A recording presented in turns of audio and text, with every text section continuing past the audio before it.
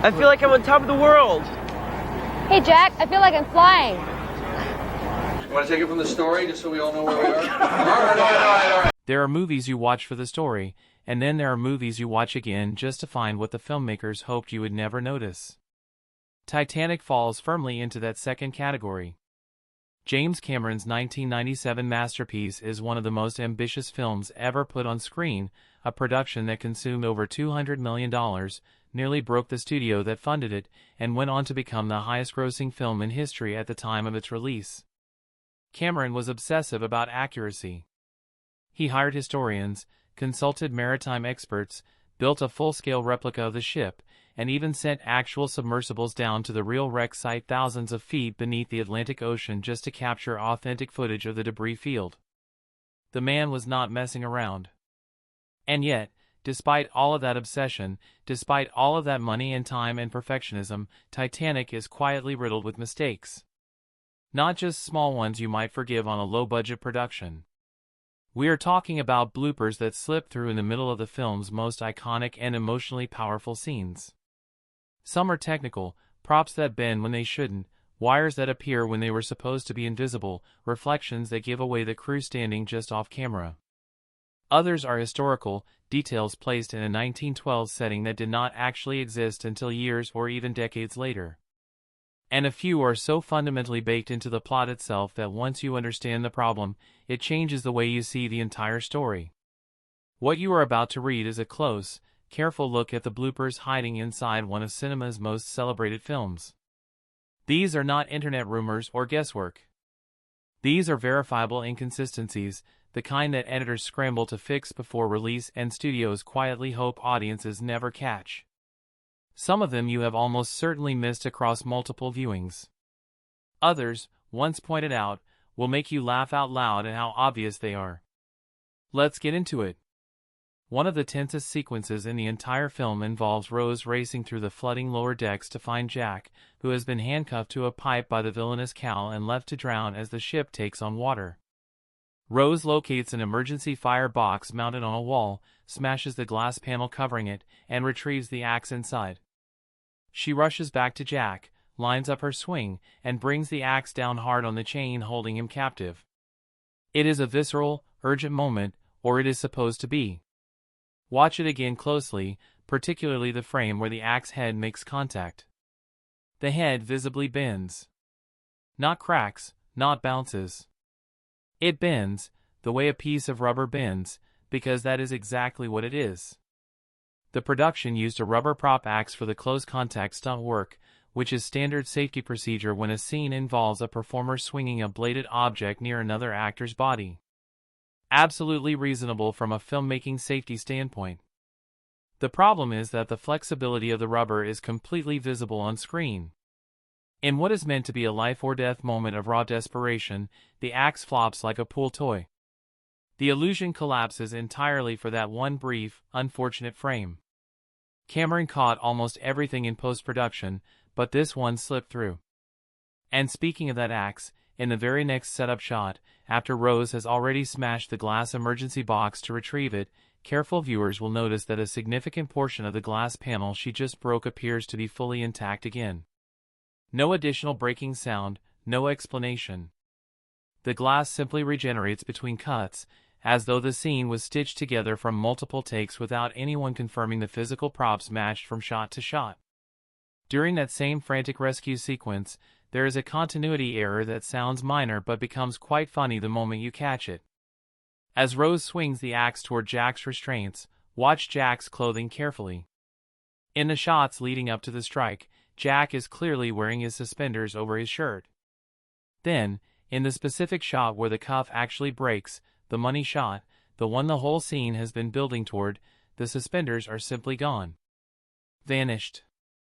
They reappear immediately in the following shot, as though nothing happened. The explanation is not supernatural. That pivotal moment was filmed using a stunt performer standing in for Leonardo DiCaprio, and whoever dressed the double either missed the suspenders or put them on incorrectly before the cameras rolled. The wardrobe department did not catch it. The editors did not catch it. It made it into the finished film, and now, once you know to look for it, you cannot watch that scene without waiting for the great suspender disappearing act. One of the more genuinely startling bloopers occurs during a scene most people remember fondly, Jack's first entrance into the upper-class section of the ship, where he is stepping into Rose's world for the first time. Cameron frames the moment as Jack's point of view, allowing the audience to see the elegant polished interiors through his wide, amazed eyes.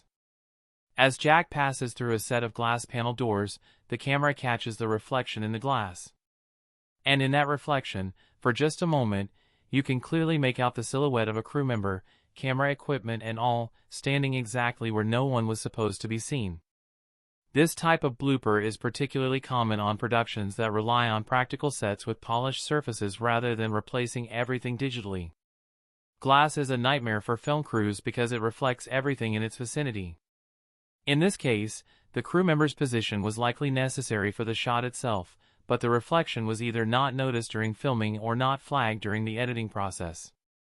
In a film as expensive and detail-oriented as Titanic, finding a cameraman hiding in the background of a pivotal character moment is the kind of thing that makes film students lose their minds.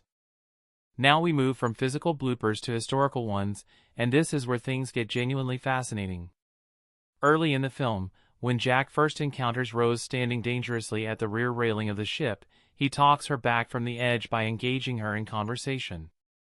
He tells her about home, about ice fishing on Lake Wissota back in Wisconsin. He paints a vivid picture of the freezing cold, the quiet of the ice, the feeling of sitting out there in the open. It is a quietly beautiful piece of screenwriting. Warm, personal, and completely impossible. Lake Wissota does not appear on any 1912 map because Lake Wissota did not exist in 1912. It is a man-made reservoir created when the Chippewa River was dammed for hydroelectric purposes. The Wissota Dam was completed in 1917, 5 years after the Titanic went down. Before that dam was built, the land where the lake now sits was just river valley and forest. Jack could not have ice fished on a lake that would not be created until after his death. The writers either did not research this detail or assumed no one would. Someone did. Another historically problematic moment comes during a first-class dinner scene where Rose is sitting with her mother, her controlling fiancé Cal, and a group of the ship's elite passengers. The conversation turns to the name of the ship, and Ismay explains that it was chosen to convey size and dominance. Rose, sharp and irreverent, turns to Ismay and asks him whether he is familiar with the work of Sigmund Freud, suggesting that Freud's theories about male preoccupation with size might apply quite well to the moment. It is a sharp, funny line that gets an enormous reaction from the audience. The issue is chronological. While Freud was certainly a known figure in academic circles by 1912, the specific body of work Rose is referencing, the theories connecting masculine ego to an obsession with scale and dominance, was not part of the public conversation in the way the film implies. These ideas entered broader cultural discourse after the Titanic era.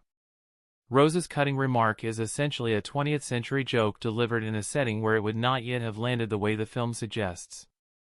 The screenwriters were constructing a character who felt modern and ahead of her time, and the joke works brilliantly in that spirit. But from a historical accuracy standpoint, it is a line that belongs to a different decade. The historical anachronisms do not stop with dialogue.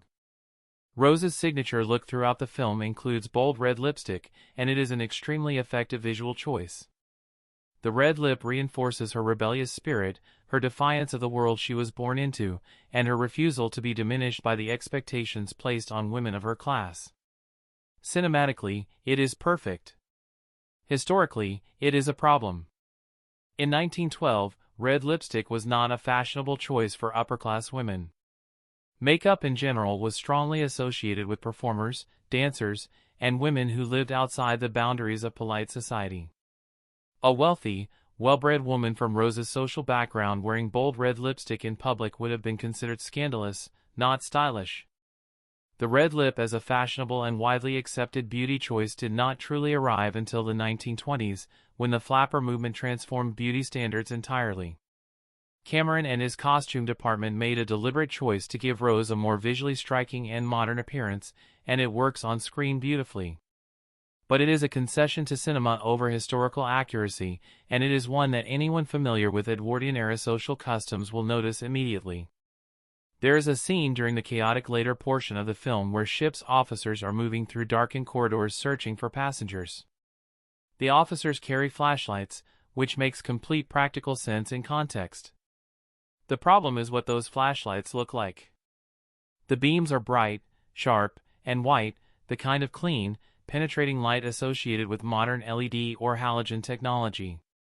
In 1912, the available handheld lighting technology was incandescent at best, producing a warm yellowish glow rather than the crisp white beam seen in the film. The officers would effectively have been carrying the equivalent of dim lanterns, not the practically cinematic spotlight-grade flashlights shown on screen. The production almost certainly made this choice deliberately. A sharp white light beam reads better on camera, helps illuminate actors and sets more effectively, and communicates urgency more dramatically than a dull amber glow. But for anyone with a passing knowledge of early 20th century technology, seeing those flashlights cuts right through the period illusion the rest of the film works so hard to construct. Among the historically inaccurate details, perhaps none is more creative or more audacious than the Picasso painting. In one scene, Rose mentions artwork she has brought aboard the Titanic, and one of the pieces is specifically identified as a Picasso. The implication is that she is a forward-thinking collector of modern art, defying the conservative tastes of her social circle. It is a lovely character beat. But the timeline does not support it. The specific Picasso work referenced in the scene was not publicly exhibited until 1916, for years after the Titanic's sinking. In April of 1912, Picasso was still in the middle of developing his Cubist movement, and the works most associated with his iconic style were either incomplete or had not yet entered the public sphere in any meaningful way.